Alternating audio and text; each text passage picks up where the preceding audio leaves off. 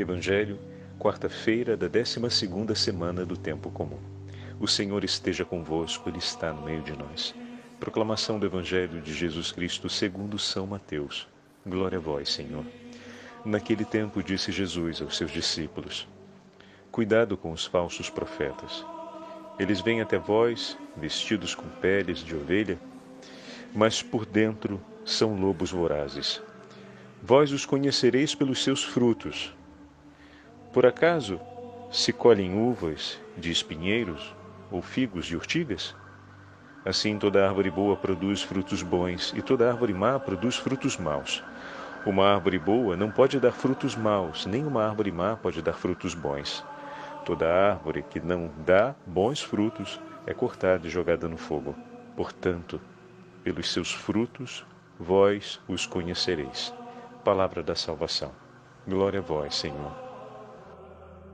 Quarta-feira da 12ª semana do Tempo Comum, em nome do Pai, do Filho e do Espírito Santo. Amém. Queridos irmãos e irmãs, a Santa Liturgia nos dá a graça de continuarmos o 7º capítulo do Evangelho de São Mateus, tão rico em imagens e tão rico em ensinamentos. É o 7º capítulo que conclui o discurso, o longo discurso do Sermão da Montanha. Ontem tivemos a grande alegria de celebrarmos a memória de São Luís Gonzaga. E acredito que muitos dos nossos ouvintes não conheciam a sensibilidade, a devoção a São Luís Gonzaga, né? Ontem eu falava a respeito disso, como sendo um devoto de São Luís Gonzaga, por ser o santo de origem da minha paróquia, quando cheguei no exterior, quando cheguei na Europa, é que me dei conta da grande devoção que existe a São Luís Gonzaga no mundo.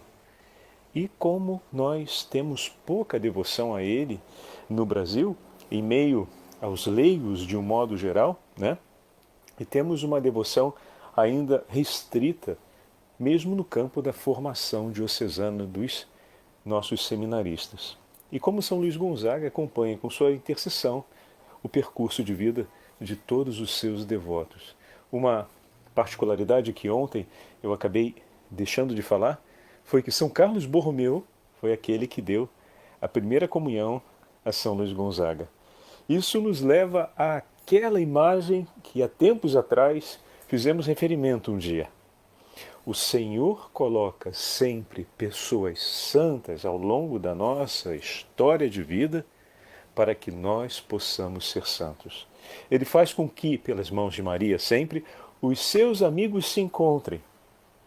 Ele aproxima, a Virgem Maria tem essa particular missão, aproximar os homens que se abrem ao amor do seu Filho para que mutuamente possam se animar no caminho da fé.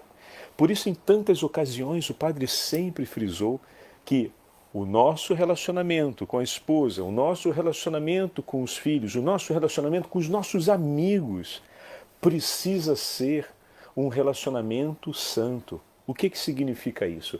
As coisas de Deus, falar de Deus, pensar a memória da palavra de Deus, comentar sobre os prodígios de Deus, dividir a nossa esperança no nome do Senhor, a vida nos sacramentos e o efeito da graça sacramental precisa fazer parte da nossa amizade, precisa fazer parte da nossa relação esponsal se somos casados, precisa fazer parte da nossa relação como irmãos se dividimos uma mesma casa, uma mesma família em comum. Precisa fazer parte dos nossos relacionamentos, com aqueles do ambiente de trabalho, com aqueles do ambiente da vida paroquial, com alegria. É uma parte importante, porque caminhamos nessa vida e todas as relações que o Senhor nos permite ter ao longo dessa história estão sempre nas mãos de Deus e elas acontecem em favor da nossa santificação. Deus faz as pessoas passarem na nossa vida para que nós possamos ser mais santos. Ou melhor, para que nós possamos crescer juntos no caminho da santidade. E isso nós já sabemos, porque o apóstolo Paulo nos fala que diante da fraqueza do meu irmão, eu preciso ser forte para sustentá-lo no vigor da fé. Diante da fortaleza do meu irmão, eu sou chamado a glorificar a Deus dar glórias ao Senhor. São Paulo vai dizer isso na carta aos Coríntios, no capítulo 15. Eu me glorio das minhas fraquezas, porque é nessas horas que eu vejo a potência de Deus acontecendo em minha vida. Porque as minhas fraquezas me fazem pensar e suplicar o poder de Deus. E é exatamente naquelas horas que eu vejo como o Senhor move inúmeros corações para serem, por mim, socorro e esperança, certeza da sua presença. E meu irmão, minha irmã, completando a nossa meditação de ontem, se o Senhor nos dá essa graça de vivermos assim nesse tempo, quanto mais não considerar a graça a São Luís Gonzaga e a todos os nossos irmãos que nos precederam no reino dos céus, a intercederem e a zelarem por nós com ainda maior amor, com um ardor e um potencial de obras ainda mais esplendoroso do que aquele que o socorro da graça de Deus permite que seja eficaz no tempo em que estamos juntos. Ele que na glória contempla a face de Deus, com qual esplendor de intercessão não se lança aos pés do Senhor, ao lado da Virgem Maria, para interceder por nós. Está vendo como é que ser cristão é ser um homem devoto? Ser cristão é crer na comunhão dos santos e é viver a alegria da devoção, mas com essa maturidade, não uma devoção ingênua. A devoção que está relacionada a uma ideia de prestação de serviço de um benemérito que recebe os atributos que nós possamos oferecer e que, em resposta, favorece uma prestação de serviço. Isso só acontece quando a gente está fazendo negociação ou então a gente está fazendo uma compra ou venda de mercadorias aqui, mas as merces divinas não funcionam desse jeito e esse não é um atributo próprio de Deus. Mas é por esse vínculo de amor, essa aliança de amor. E como olhar a experiência da nossa devoção aos santos, como estamos fazendo hoje e fizemos ontem, enriquece a beça a nossa vida espiritual em comunidade. Olha, tudo isso que o padre acabou de falar agora, né, está sendo dito por ocasião da nossa meditação a respeito da devoção aos santos, né? Olha que fantástico.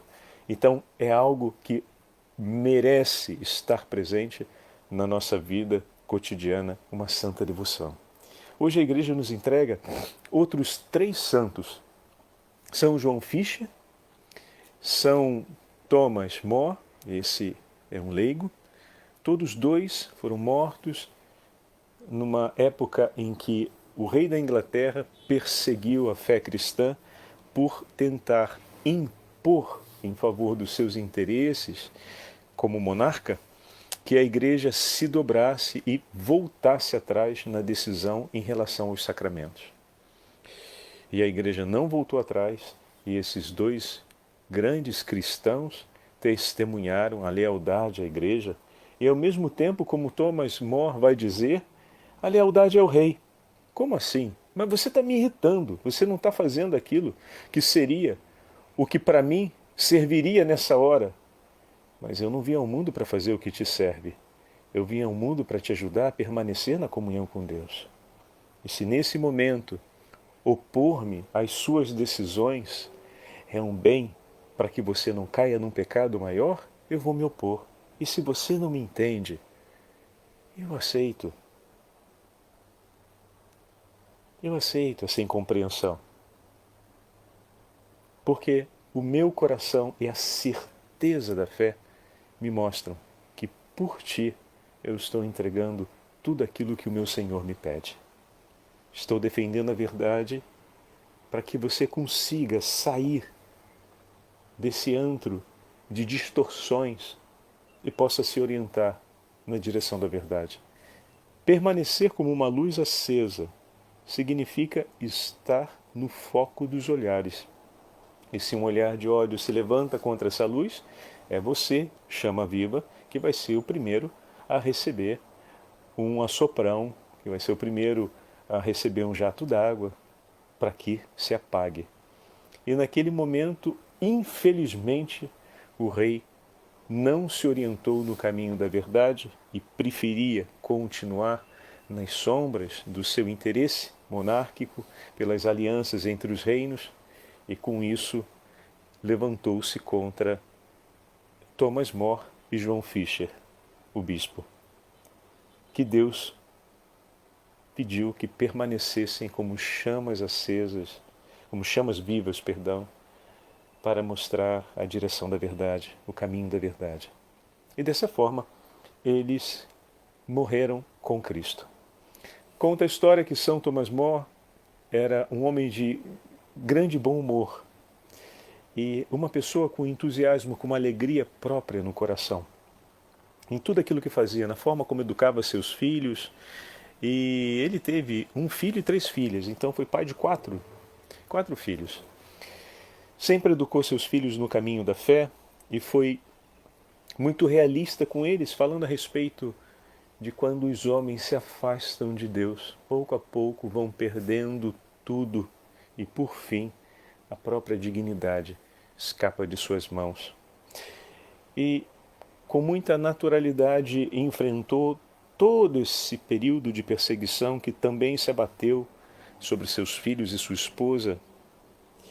E no ato de sua morte ainda teve a alegria de poder não dirigir uma palavra de brutalidade e ódio contra o seu carrasco, mas o abraçou e disse a ele que durante a execução tivesse o cuidado com a sua barba.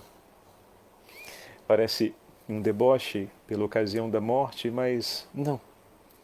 Era apenas uma forma de dizer àquele homem: olha, eu sei que minha vida já está nas mãos do meu Senhor. Então te peço que aquilo que vai ficar em tuas mãos, que não é a minha vida, mas já será o meu corpo, que você tenha apenas o cuidado de preservar a minha barba.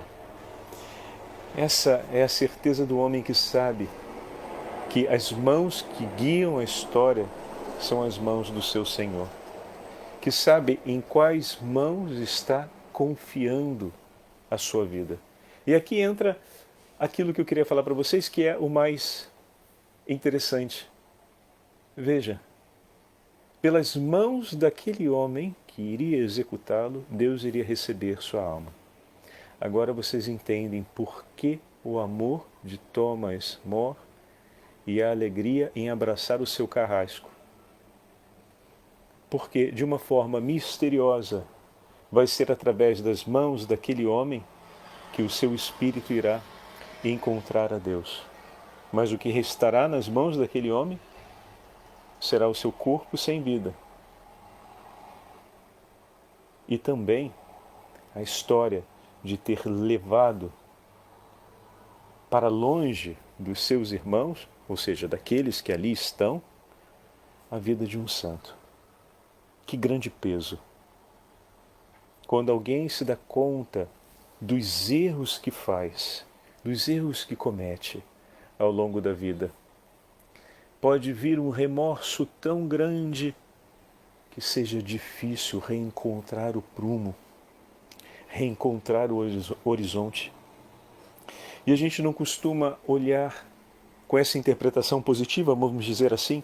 Eu uso a expressão interpretação positiva, mas não é que possam ter muitas interpretações, porque a expressão interpretação ela pode dar a ideia de que é o mundo do faz quem quer, você interpreta como quiser, e não é bem assim. A gente está sempre olhando a partir da mesma métrica, estamos olhando agora a vida e o momento do martírio de São Thomas More, a mesma métrica, ou seja, a mesma medida de Mateus 5, estamos sempre ali, a centralidade é o amor. O ponto central, essa mudança de paradigma, o recolocar de novo no eixo, essa realidade do amor. Então, dessa forma a gente está olhando esse episódio. E naquele momento, uma palavra de bom humor, um abraço sincero, era uma forma de selar com aquele que iria levá-lo à morte uma aliança de esperança. Para que quando lá na frente ele viesse a cair em si, porque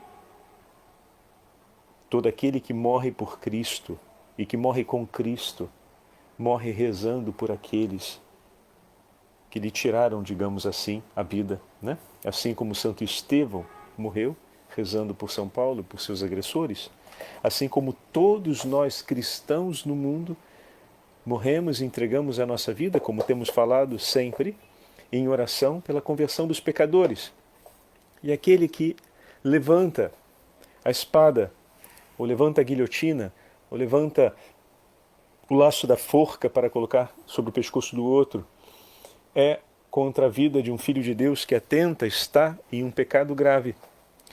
E quando ele cai em si, sobre a profundidade da gravidade desse e de tantos outros pecados que cometeu, o inimigo virá com remorso para tentar afligi-lo, para impedir que ele reconheça, conheça e espere na misericórdia de Deus. E aquele abraço e aquela palavra de bom humor sela uma aliança de esperança. Porque antes que as suas mãos ceifassem a vida daquele santo homem, aquele santo homem já havia deixado declarado diante dele que a sua vida estava nas mãos do Senhor. E que por isso também a vida dele, como carrasco e algoz, estava nas mãos do Senhor. E quando ele então ouvir que o Senhor não quer a morte do pecador, mas a sua conversão, vai se lembrar que aquele homem, de quem ele tirou a vida, desejava o mesmo que o seu Senhor. Essa, meus irmãos, a certeza, esse testemunho de amor é que nutre e sustenta na hora da fragilidade a nossa esperança. Quantas vezes nos nossos momentos de dores e de medo, nós fomos para os nossos irmãos um sinal de esperança. Hoje o Evangelho está falando dos frutos. Se reconhece uma boa árvore pelos frutos. Tanto São João Fischer como São Thomas More, um bispo, o outro leigo, também ensinavam, defendiam não só o Evangelho, mas a doutrina da Igreja e a sua tradição. Ambos eram pregadores do Evangelho. Ambos levavam os homens à vida cristã. Ambos eram árvores. Árvores que davam bons frutos. Não eram para ser cortadas, mas frutificavam. Frutificavam e o fruto dava testemunho da qualidade dessa árvore, que eram em Cristo. Eu sempre lembro da palavra innestata, não sei se vocês lembram ainda dessa palavrinha em italiano, que significa enxertado, não? É a palavra que se usa para falar sobre a nossa aliança com Cristo no batismo, como é enxerta, a palavra feia para a gente, né? Mas é a palavra que se usa. Quem trabalha com jardinagem entende bem essa palavra sem esse peso. É quando a gente une duas árvores daquele ponto em diante, digamos assim, né? Elas começam a existir sem serem separadas novamente. E se forem separadas novamente, a gente pode causar um grande mal contra a integridade, né, da própria árvore. Então, dessa forma nós estamos unidos no batismo. E se ouvimos, como São João, que amanhã vamos celebrar, então hoje à tarde já começamos as vésperas de São João. Olha, meus irmãos, como a liturgia é bonita. O Sagrado Coração de Jesus caiu no dia 24, dia de São João Batista. E cumpriu-se o que São João Batista disse, que eu diminua e que o Senhor cresça. O 24 é o dia do Sagrado Coração de Jesus esse ano? Pois bem, São João Batista passa o 23 e deixa o 24 para Nosso Senhor. Oh, meu Deus, que lindo isso, né? E nós estamos então amanhã, e já nas vésperas de hoje, ou seja, as vésperas do 22 já são primeiras vésperas da solenidade de São João Batista. Que coisa linda, que semana maravilhosa é essa que nós estamos tendo, hein? Nossa, Mãe do Céu, obrigado, Senhor. E nós estamos vendo essa realidade que São João Batista disse, que Cristo cresça e eu diminua. E dessa forma nós vamos vendo como uma árvore vai se tornando uma árvore boa. E nós temos a graça de sermos batizados pequenininhos. E a gente costuma dizer que a boa semente foi lançada ali, seguindo a parábola do semeador, né? Nesse campo. E essa boa semente há de gerar uma árvore boa. O que significa dizer que as árvores que estão crescendo, o que significa dizer que todos os batizados, né, as árvores que estão crescendo, todos os batizados, são árvores boas. Mas toda árvore precisa ser bem cuidada para que possa dar bons frutos. E aí a gente volta ao que a gente falou no início. Quantos são os irmãos que passam na nossa vida, agora dentro da metáfora da árvore, que passam na nossa vida para cuidar dessa árvore, assim como São Carlos Borromeu cuidou de São Luís Gonzaga na sua primeira comunhão. E foi o bispo que inspirou São Luís Gonzaga, o primeiro bispo que deixa Roma e segue para a sede da sua diocese, que era Milão, em meio à peste, para dizer, por ocasião do Concílio de Trento, o bispo deve estar em sedes, não deve estar... Às vezes o bispo era filho de uma família nobre e tinha reinos que comandava porque era propriedade da família, e ele ficava naquela região que era de sua família, mesmo sendo nomeado bispo titular de uma diocese distante. E São Carlos Borromeu, depois do Concílio de Trento, foi um dos primeiros a dizer: não, cumpra-se conforme o Senhor definiu através do Santo Concílio. E ele, que era de uma família, a família dos Borromeus, uma família nobre, tinha o seu tio, que era papa, né, foi para lá, foi para Milão. E tomou posse da sede de Milão e permaneceu em Milão. Naquela época, Mântua pertencia, como toda a região da Lombardia, à diocese de Milão, e ele tinha o reino de Mantova como bispo, e lá recebeu o filho do duque Gonzaga, que preparava-se para a primeira comunhão, e o bispo fez a primeira comunhão do menino. Olha que maravilha! O confessou, e foi aquele que inspirou São Luís Gonzaga no início de sua vocação. Obviamente, depois os sacerdotes jesuítas que o acompanharam, por isso ele foi para a companhia de Jesus. Mas olha aqui, a sementinha da boa árvore plantada, cuidada pelo coração da mãe de São Luís Gonzaga, que o educou na fé, sendo regada para poder gerar bons frutos, exatamente como o Evangelho de hoje nos fala. Quantos foram os nossos irmãos que, como São Carlos Borromeu, passaram na nossa vida e nos ajudaram? Quantos são aqueles outros que nós nem sabemos, porque faziam parte da devoção da nossa avó, da nossa bisavó, do nosso bisavô, que intercedia constantemente aos seus santos intercessores, pedindo sua família, e pedindo que a família fosse sempre de Deus, e lugar bendito aos olhos de Deus, a nossa casa, a nossa história. E quantos são aqueles que no céu rezam e intercedem e cuidam de maneira ordinária, sobrenaturalmente, dessa boa semente que é você, que sou eu, para que possa dar bons frutos. Agora, diante da ciência de tudo isso que o padre está dizendo, e que não é apenas uma ideia, mas essa é uma verdade evangélica que nós recolhemos na tradição da Igreja, nós recolhemos na Sagrada Escritura, nós recolhemos no ensinamento da doutrina. Como nós nos colocamos diante disso? O quanto isso ilumina a nossa vida para sermos homens e mulheres que sabem dizer sempre obrigado e ter um olhar para o próximo entalhado pela esperança cristã, pela certeza do socorro de Deus. Lembre, você se lembra, alguns dias atrás falamos sobre a providência. Então, o quanto o nosso olhar ele é modelado na esperança para ser de fato um olhar que reconhece a providência de Deus em tudo aquilo que acontece. Nossa vida está nas mãos do Senhor, porque hoje o Evangelho nos fala de olharmos e vermos os frutos na vida do nosso irmão. O texto diz: guardai-vos dos falsos profetas, pelos seus frutos os conhecereis. Então, é uma atitude, o Senhor está falando a respeito do olhar para, né? E aqui, até esse momento da meditação, o Padre tem nos ajudado a olhar para nós mesmos, a percebermos, você é a semente, aqueles que passam na sua vida, que lhe ajudam. Muito bem. Então eu já entendi que esse socorro de Deus acontece por mim. Estão vendo aqui o ensinamento de Mateus 5 acontecendo? Primeiro, como Deus cuida de mim. Agora a segunda parte.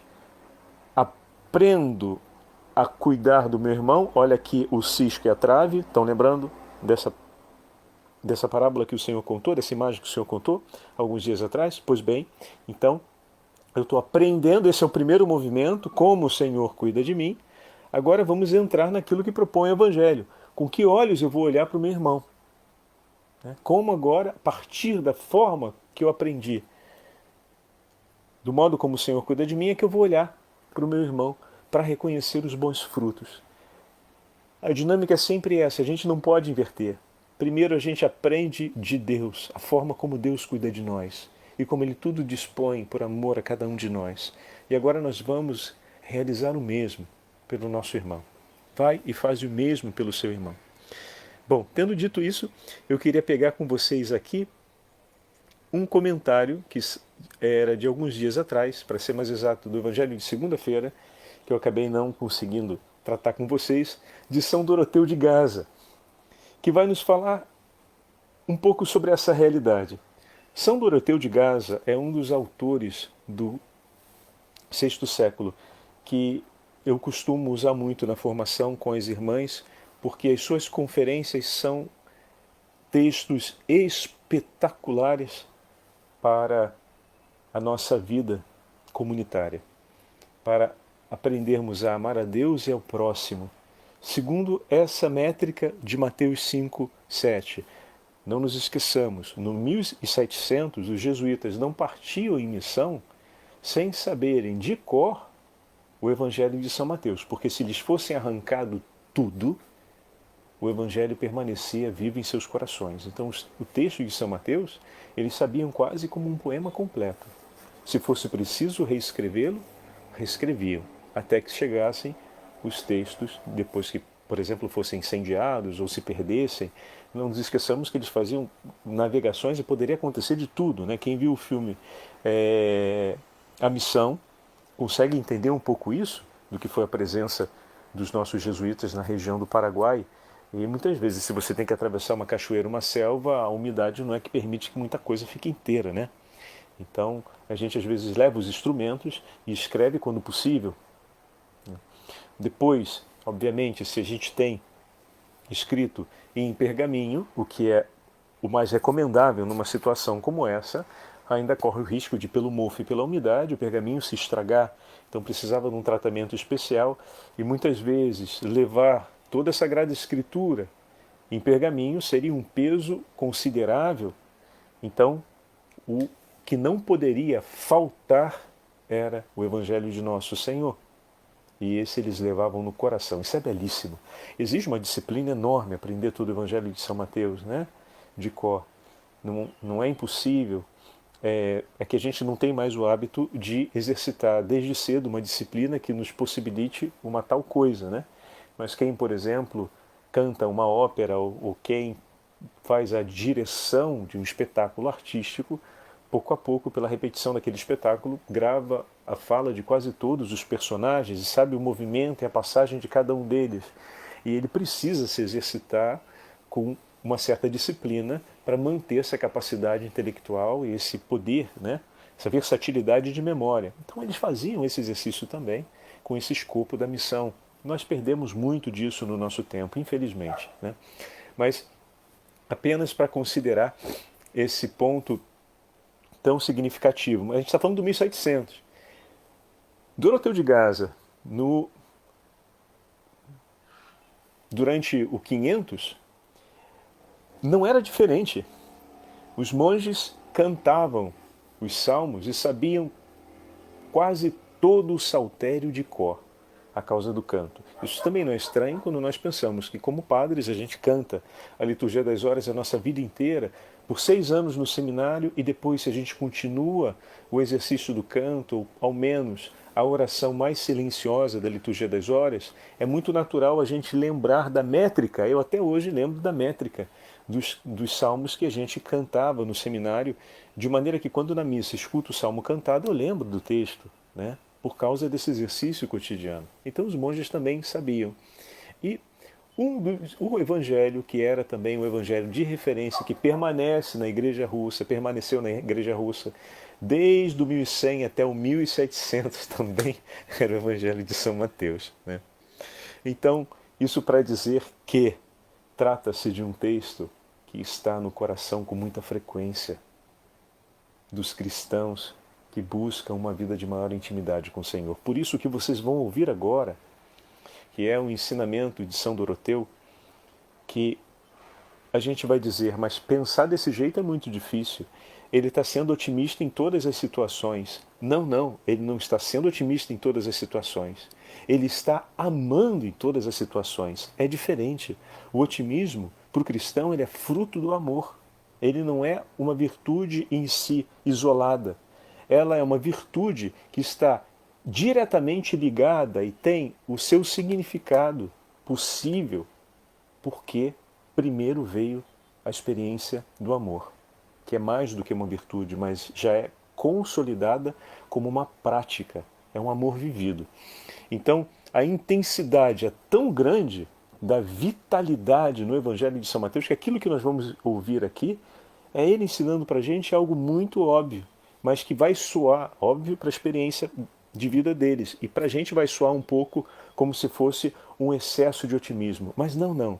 Na medida em que nós vamos praticando aquilo que estamos fazendo ao longo desses dias, que é colocar a centralidade sobre o amor, né, a coluna dorsal, o epicentro da nossa prática de vida, é o amor nessa medida, aprenda da forma como Deus me ama, a amar o meu irmão, nós vamos conseguir também colocar em prática aquilo que São Doroteu de Gaza nos está ensinando aqui. Vamos ouvir agora o texto? Certas pessoas convertem em maus humores todos os alimentos que absorvem, mesmo que sejam alimentos de boa qualidade. A responsabilidade não é dos alimentos, mas do temperamento dessas pessoas, que alterna os alimentos. Da mesma maneira, se a nossa alma tiver uma disposição má, olha agora, tudo lhe fará mal. Até as coisas vantajosas serão, por ela, transformadas em coisas prejudiciais ou que lhe fazem mal. Não é verdade que, se deitarmos umas ervas amargas num pote de mel, as ervas alteram o conteúdo do pote, tornando amargo o mel? Então, é isso que nós fazemos. Espalhamos azedume e destruímos o bem do próximo, olhando para ele a partir da nossa má disposição interior. É preciso começar do nosso interior para poder transformarmos aquilo que vemos e como vemos. Olha que grande passo ele está nos ensinando, hein? Outras pessoas têm um temperamento que não transforma tudo em bons humores, incluindo os alimentos nocivos. Os porcos têm uma excelente constituição. Comem cascas, caroços de tâmaras e até lixo, e transformam esses alimentos em viandas suculentas. Também nós, se tivermos bons hábitos e uma disciplina de vida interior e um bom estado de ânima, poderemos aproveitar tudo, incluindo aquilo que não é tão aproveitável assim aos olhos dos homens, tal como o alimento que os porcos comem não parece ser tão aproveitável, mas se torna, para eles, nutrição. Como diz o livro dos Provérbios, quem olha com doçura obterá sempre misericórdia. Mas também o mesmo livro nos recorda: todas as coisas são contrárias ao homem insensato, que nada vê de bom sobre toda a bondade. Forte, né? Vamos mais adiante. Ouvi contar de um irmão que, quando ia visitar outro irmão, e encontrava a cela descuidada e desordenada, pensava consigo: que feliz é este meu irmão, que está completamente desprendido das coisas terrenas, elevando totalmente o seu espírito para o alto, de tal maneira que nem tem tempo para arrumar a cela. Quando ia visitar outro irmão e encontrava a cela arrumada e em boa ordem, pensava consigo: a cela deste meu irmão está tão arrumada como a sua alma. Tal como a sua alma, assim também é a sua cela. Bendito seja Deus. E não dizia de nenhum dos dois: este é desordenado, ou então este aqui é um frívolo e um pouco disciplinado. Graças ao seu excelente estado de alma, de tudo ele conseguia tirar um proveito para o bem de seu irmão. Em tudo conseguia olhar o bem do próximo e estimar a isso. Que Deus, na sua bondade, nos dê também um bom estado de alma, para que possamos tudo aproveitar, sem nunca pensar mal do próximo ou estimarmos o gosto por fazê-lo. Se a nossa malícia nos inspirar juízos e suspeitas em relação ao nosso irmão, transformemo-nos rapidamente, pois não ver o mal do próximo é, com a ajuda de Deus, uma fonte de bondade e um penhor de vida para nós. Grandes palavras, não é mesmo? Eu acredito que talvez a gente tenha pensado em algum momento: mas essa é a atitude de um ingênuo, ouvindo, né, o testemunho que ele fala a respeito desse monge. E a gente fala: mas é um monge tão bonzinho, via tudo tão bonzinho. E aí, padre, como é que a gente vai corrigir o erro? Como é que a gente vai resolver os problemas? O camarada está vendo que tudo é bom sempre, ora bola, vai dar tudo certo. Para isso, a gente vai ver em uma outra meditação, que é quando a gente precisa aplicar as medidas da verdade para chamar o irmão à vida. Mas nesse caso é importante que aqueles que têm o vínculo de cuidado e de governo possam realizá-lo. E depois a gente vai falar disso de uma maneira mais adequada. Também nas conferências de São Doroteu de Gaza, esse ponto é colocado. Como referir ao seu irmão e como referir a um superior que é responsável por vocês, né? O modo de chamar aquele irmão à vida sem perder o vínculo da caridade no fazer e a centralidade do teu coração no amar. Então fica aqui o gostinho, que a gente já passou bastante do nosso tempo, para as nossas próximas meditações e para trazer mais textos de São Doroteu de Gaza. O Senhor esteja convosco, Ele está no meio de nós.